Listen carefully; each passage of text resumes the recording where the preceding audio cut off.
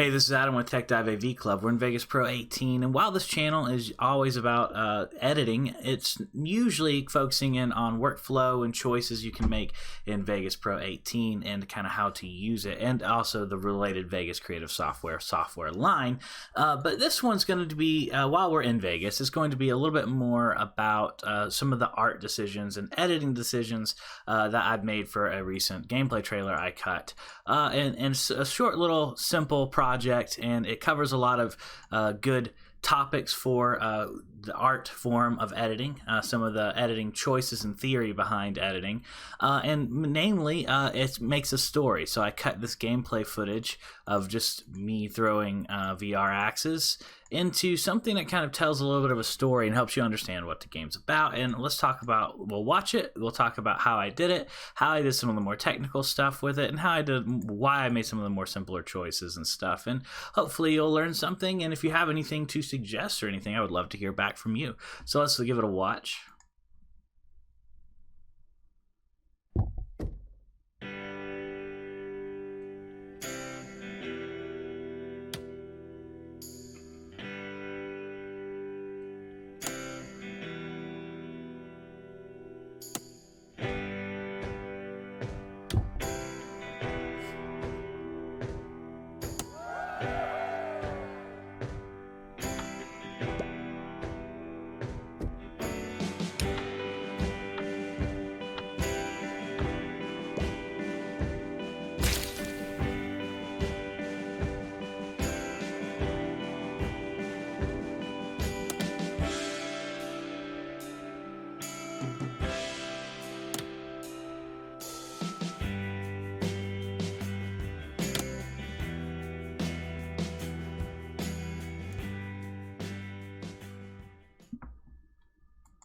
All right, so this doesn't always just apply to, we're going to be talking about gameplay trailer decisions and stuff, but a lot of these decisions don't just apply to game trailers. It applies to storifying small cuts and edits like this. And so first off, how I got started was I kind of just took different footage here, and this is the screen grab.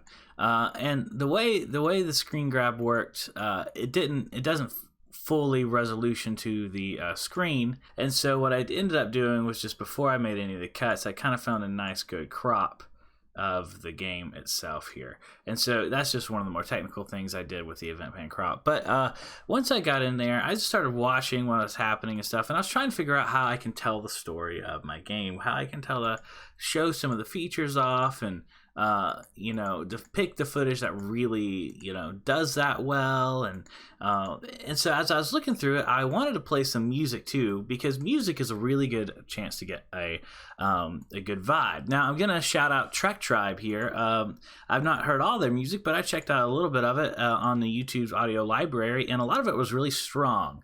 And so I was looking for folk music, something very rock oriented, but like folk rock, like a deep rootsy kind of feeling, because axe throwing and your nature, it's kind of older and rootsy, so I figured that would fit well. And they were the ones that were doing it not in a corny way. And so at first I was looking kind of at this track here, and you'll see it's a good track.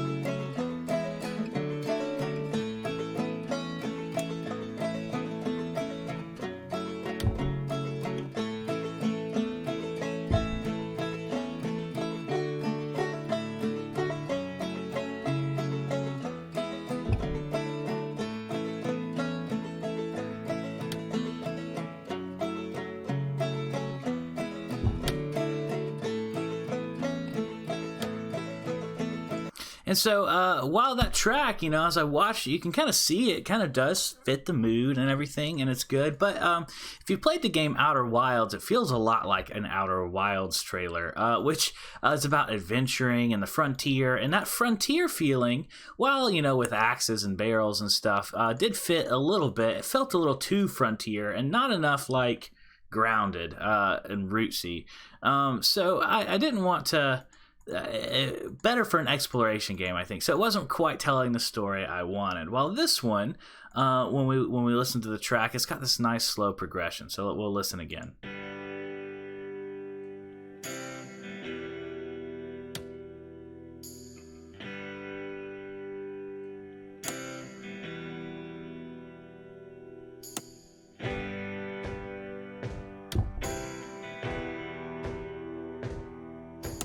And so that progression, that rootsy feeling to it, was something I was going for, and that progression actually kind of inspired me, as it was like kind of getting to a point where the music all kind of started coming together.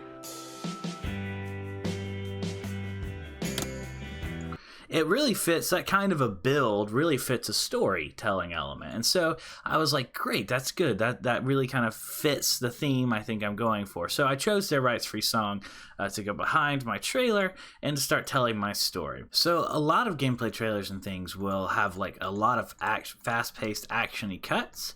And I didn't feel like that would fit the flow. I wanted to kind of just show off the gameplay and the feeling. I wasn't trying to hide anything. I was just wanting to really kind of let the fun kind of be shown off and sink in. So I decided to go with longer cuts. So I go a nice slow fade up, and with that, after the fade up, I want. There's a really fun mess up here where I accidentally throw the axes into each other. I thought that showed off the physics of the game pretty good by messing up. It actually hits the board, bounces back, bounces onto the ground, and then kind of lays flat. And it makes you kind of see that this game's not going to necessarily be straight up easy, and that the axes don't just automatically stick and stuff. And so I wanted to show off the physics. So then the next cut is a hard cut, because I wanted to quickly get their attention on the fact that the game actually does work, though. So that was a legitimate mistake. You can throw axes and cut them into the thing. But if you'll notice the score, it says score 21 exactly, and overshoot and revert to 8. So if someone's paying attention, you'll see it's 20, and then the very first throw hits, and it hits 3 points, and which is overshoots. So you can actually see, which is really cool, never saw this before until I was cutting it. If you go one frame over, right after it hits, there's that moment where it actually says 23, and it jumps up. But then if the score's over 23, the game knocks it back down to 8, like it does in the game 21 in axe throwing. So we're back to 8. So now that was a mess up, right? So now I will show how I actually attempt and succeed to get an exact 21 in the game. So I like this footage too. I chose it because I'm actually having to hold my hand up to balance myself a little bit, and it gives a little bit more for them to look at too. And I'm trying to hold my head still. This is head tracking. I'm trying to like be a good camera with my head at the same time. But that's just something unique to VR and capturing footage, not really to editing. So as I'm throwing, I do it. I actually get it, and I aim for the outer rim. It goes a little lower than I thought it would, but it hits, and the score goes to 0, and everybody cheers. And so I celebrate. But then there's a problem where I kind of like looking at the grass and stuff again, and I didn't want their focus to be on me grabbing another axe and stuff. I wanted that feeling of victory to sink in. So as I look down, I go ahead and fade away to black and to nothing, and let the music kind of carry it to the next thing. So there's just really one beat here where there's nothing happening. So when we look at this together too, you'll notice something. The axe throws I accidentally made rhythmic, and a lot of times in gameplay trailers you'll see people do try to make things rhythmic, but you can see there's almost a beat line up here. There is a beat line up there. So I intentionally framed this footage to where it would go with the beat of the song, so you'd kind of be able to anticipate when the next axe throw would happen.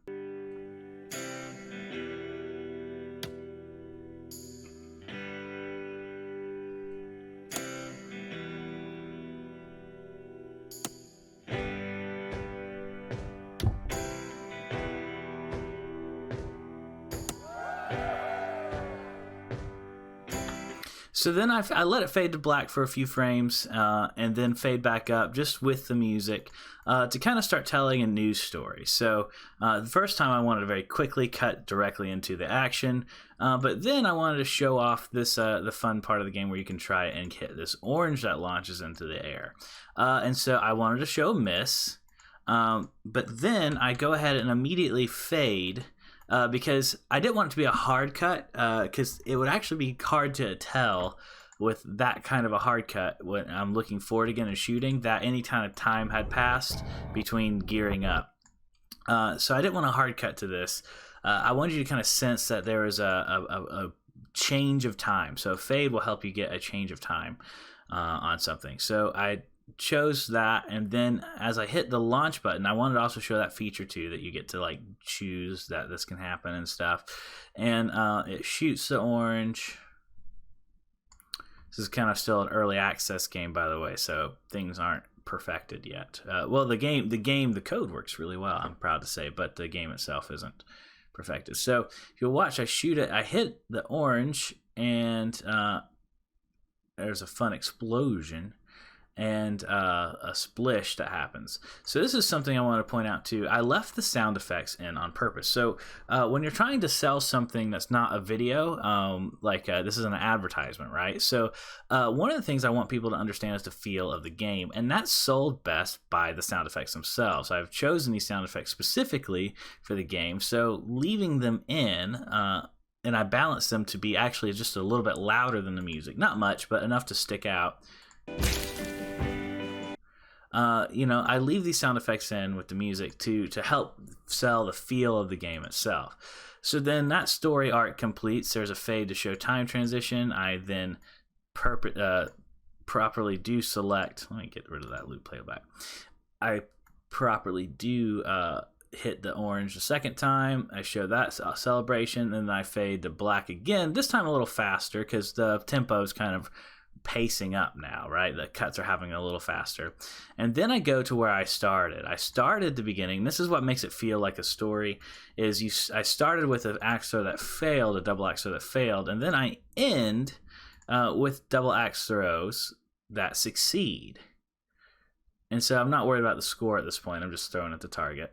And these axe throws succeed. I show one that succeeds, and then another that succeeds, and then another that succeeds, and then I fade in here. But really what I'm doing, this fade, is actually just a move to this same plane that's been Gaussian blurred. So if we look at the effects here, just a touch of Gaussian blur to blur out the background and give it more of a glass plain look, so I can then kind of focus in on the logo. But I'll leave the sound effects in the game going to kind of show this progression of growth continuing on as you see the title.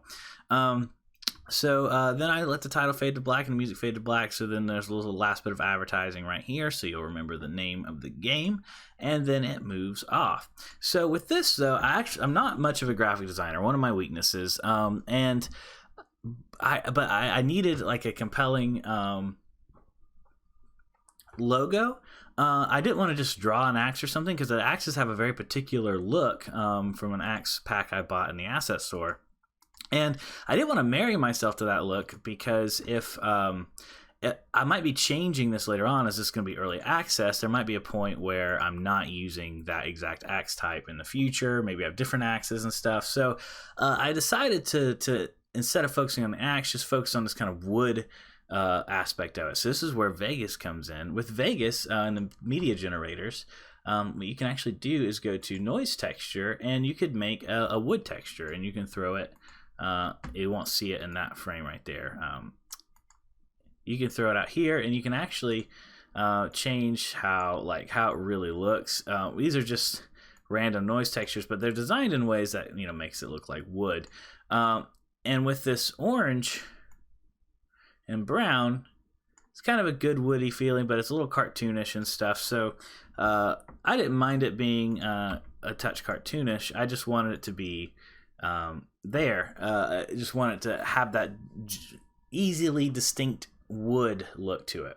So if we look here at the font I chose this SS Nixon 6 because it was blocky, easy to read, it looked good in all caps, and it also gave me a bit of a woodcut feel. And I didn't want it to be, there's an actual woodcut fonts and stuff that have this really westerny look to them. I didn't really want that. I didn't want it to feel cowboyish. I just wanted to feel like these could have been sawed out with a block. And so to achieve that, I picked a blocky font, and then I gave it a good black outline. Could either painted black or burnt out black kind of look to it. Kind of give it that more wood feel too. And then the way I achieved that, this right here is actually just orange. If you look at it, it's just an orange and black letters. But what I do is I composite them with this orange and brown text to get a darker, warmer brown. And the composite mode I use is, what did I use? I used a multiply mask. And so what it did was it multiply masked this texture over the child texture of the letters, and then it actually just kind of warmly put, changed the colors a bit, and warmly put, it didn't take away the black outline, but it warmly put the axe texture over top of this, which gave me a nice, good, quick, easy to make graphic design that gave me that wood block feel. And it also looks like these are all kind of one wood grain too, which I liked. So that's my logo for now. I can imagine getting more graphic designy in the future, but with an early access game, you know, like a lot it's up to, I just want it to look good, sleek, basic, and achievable, like something I can reproduce, and I can reproduce this easily in Vegas. And I was able to actually grab this part out of Vegas with the snapshot tool, save high res renders out, and be able to use this overlay elsewhere.